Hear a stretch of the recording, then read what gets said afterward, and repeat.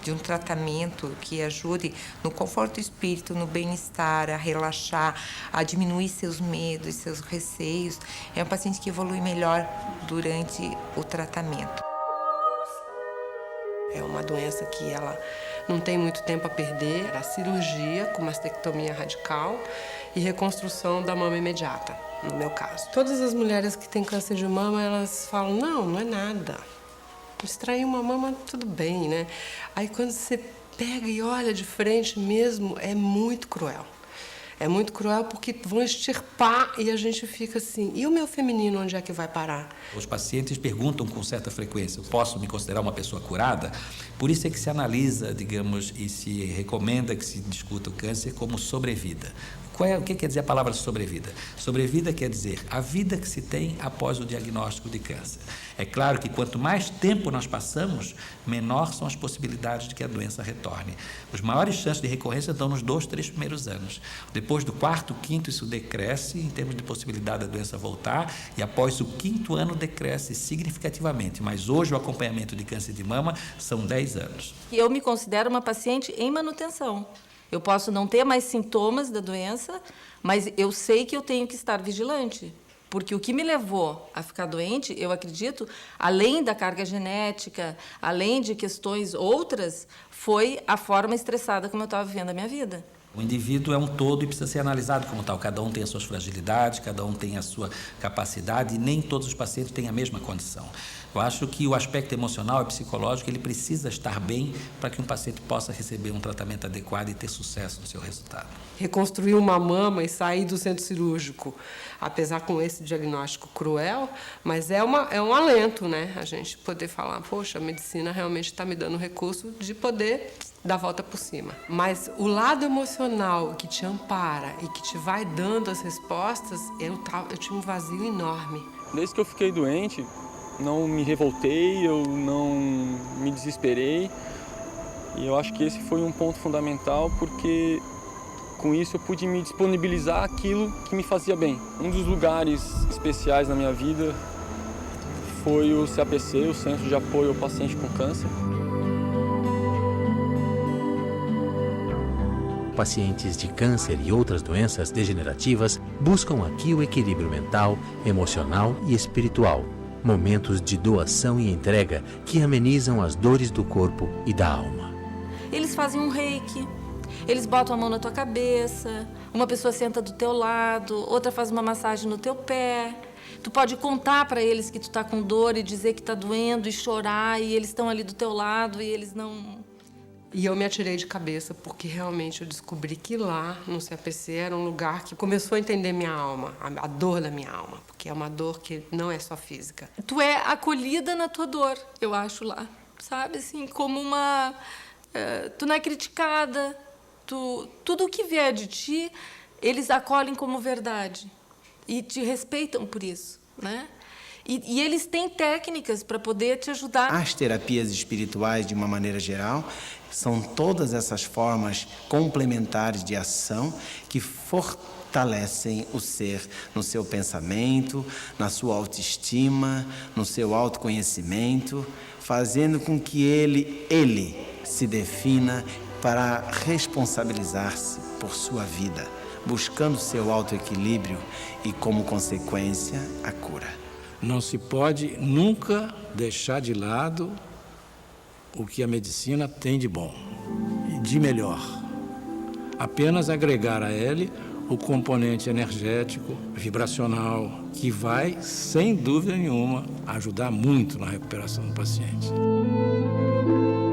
Geoterapia, reiki, iodoterapia, salinização, cromo e crioterapia. Levando em conta a enfermidade de cada paciente, são aplicadas 20 terapias complementares. Elas harmonizam os vários níveis energéticos do ser multidimensional, visto e cuidado como um todo. Se você consegue melhorar, curar ou sanar o invólucro energético do corpo físico, seguramente você vai propiciar melhor fluxo de energia, melhor circulação sanguínea, e o organismo se beneficia disso. E às vezes é esse diferencial que significa o salto da doença para a cura. As terapias vibracionais dentro do CAPC atuam efetivamente como um pré-operatório. Na medida que o indivíduo passa por todo esse processo, todo o seu corpo mental, corpo vibracional, já está todo ele ativado, prontinho para receber aquela cirurgia.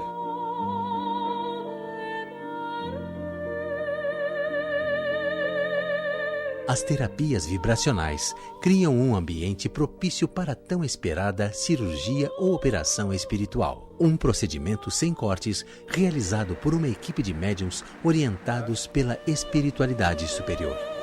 A cirurgia espiritual atinge o corpo físico a partir de um fenômeno que acontece no espiritismo, que é o fenômeno da desmaterialização.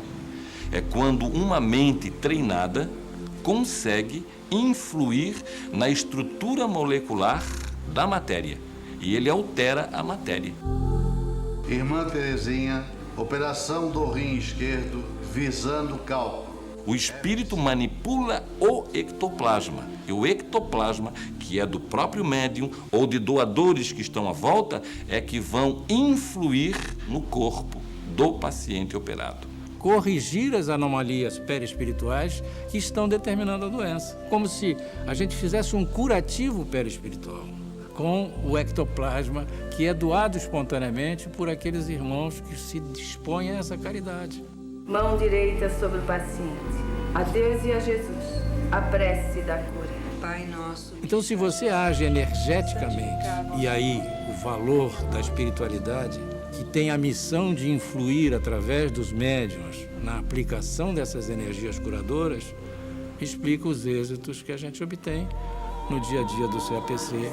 Em nome de Deus e em nome de Jesus, esta operação está concluída. Que Deus seja por esta irmã, agora e para todos sempre. Eles saem tão melhorados do ponto de vista físico, energético, espiritual, que acontecem verdadeiros milagres para a medicina convencional. Pacientes que não tinham a menor chance de se manterem vivos, continuam vivos. E às vezes até em melhores condições do que antes da doença. Isso é milagre, ou não é? O momento da cirurgia espiritual é uma coisa sublime. As pessoas de branco nos levando para o centro cirúrgico operacional, onde vai ser tratado o teu corpo energético, né? Mas aquilo com uma harmonia, com uma luz, com uma serenidade. E quando eu fui para a cirurgia, eu fiquei muito impressionada. Eu me senti como São Tomé, né? Só acredito vendo. Agora veja, mulher de pouca fé, se tu acredita nisso. Porque realmente acontecem coisas na cirurgia espiritual que tu não enxerga. É para além do que a gente vê. É possível perceber a interferência da espiritualidade porque dá muita emoção. A gente sai muito emocionada, assim, é uma coisa que toca nossa alma mesmo. E a gente fala, ai, estão cuidando de mim. Eu sou médico e nunca deixei de me emocionar com aquilo que a minha profissão me traz. Mas ao perceber essa dimensão espiritual, eu consigo ver o paciente de uma forma muito mais perfeita na sua capacidade até de autocurar-se. Ele colabora com a medicina tradicional, colabora com o seu médico, porque ele se reequilibra energeticamente e o resultado é a saúde. Eu sentia que quando eu ia para lá, é como se fosse num spa espiritual. A partir do momento que você se distancia dos propósitos da sua alma, a doença aparece não como um castigo, mas como um elemento retificador, trazendo-o, chamando-o para os propósitos do qual você nunca deveria ter se afastado. No processo da cura espiritual, a doença é vista como um caminho para a transformação. Um caminho de crescimento que passa pela reforma íntima e moral, a revisão de valores e mudança de atitudes. Afinal, somos herdeiros de nós mesmos. A grande mudança, o grande trabalho que eu tenho tido nesses 7 anos é mudar a minha forma de me ver. Admitir a tua fragilidade. Dizer, sim, está doendo, eu estou triste, eu não quero mais carregar o mundo nas costas, eu não quero mais ser toda poderosa, eu não quero mais bancar quem eu não estou conseguindo bancar. Ninguém vira santo porque teve câncer, porque está num processo de transformação, mas a ideia é ser mais responsável por tudo que te constitui, tanto o lado ruim quanto o lado bom. A gente precisa se gostar, a gente precisa tentar se aceitar do jeito e com o que às vezes a gente tem, sem se acomodar. Hoje eu tenho plena consciência e percepção de que eu estou muito mais verdadeiro comigo mesmo. A estrutura do meu pensamento é fundamental para eu poder mudar tudo. E aí eu descobri que o pensamento tem muito mais poder do que a gente pode imaginar. O dito da física quântica, que somos o que pensamos, é o dito da medicina vibracional, que nós causamos em nós mesmos as espécies do nosso próprio pensar. A gente consegue tanto mudando o pensamento. Só que tem que ser muito carinhoso consigo próprio, porque mudar o pensamento não é uma das coisas mais difíceis que tem. Nós podemos elencar 5 grandes tipos de emoção: o medo, a tristeza, os pensamentos obsessivos, a raiva e a euforia. Esses 5 tipos de emoções afetam significativamente os nossos órgãos. Isso é comprovado, né? Uma pessoa com raiva tem a sua lágrima tóxica, né? Uma pessoa com raiva tem o seu fígado que não funciona adequadamente. Porque o problema das emoções não é que a gente, que para não adoecer, tu tem que não ter raiva, não ter que ter mágoa, não tem que ter... Não existe ser humano capaz de não passar por essas emoções. Agora, a questão é como é que tu vai lidar com essas emoções. Não fazer de conta que eu não estou triste, não fazer de conta que eu estou chateada, sentir e deixar fluir. O antibiótico, o anti-inflamatório, o analgésico, tudo isso faz parte de um tratamento que não pode, de maneira nenhuma, ser deixado de lado.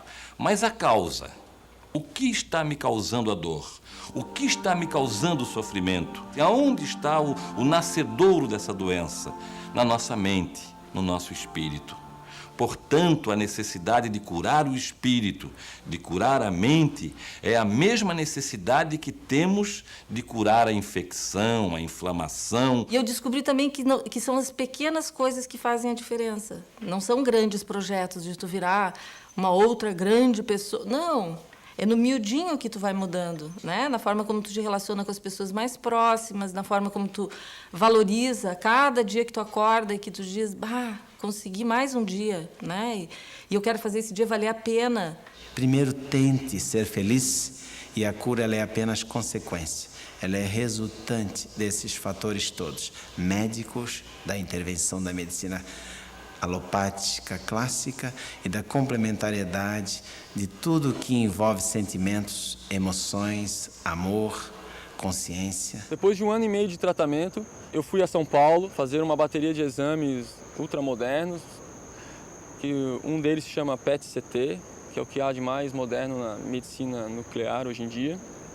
E ficou constatado que eu ainda tenho alguns nódulos que não são de um tamanho muito agressivo e que eles não têm nenhuma atividade cancerígena. E eu me emociono com isso porque eu lembro exatamente da cena quando o médico me falou tudo aquilo e me disse, eu só agradeci e eu agradeço todos os dias da minha vida quando eu acordo por estar curado e por ter vivido tudo que eu vivi, porque é uma experiência que a gente leva para a vida inteira como um aprendizado. Conhece-te a ti mesmo. Esta é a grande tarefa do homem em busca da cura integral. Caminhamos na direção de uma vida mais consciente, espiritualizada e com maior capacidade de doação, onde a fé tem um papel fundamental. A fé tem um poder extraordinariamente grande de agir sobre o mundo físico. Com a fé, você nota que até mesmo o amargo medicamento é teu amigo, que até mesmo a dolorida injeção, ela entra no teu corpo como uma parceira do alívio e da cura. A fé é que transforma esse meio. A fé é que faz com que a gente perceba que algo maior, algo melhor nos espera. A fé em Deus, a fé no universo, a fé no Cristo, propiciando para nós, cada um de nós, aquela consciência de que não existe só matéria. O Espírito é presente em todas as suas formas, nos seus diversos níveis, até se confundir com a luz universal, que é o próprio Deus Criador.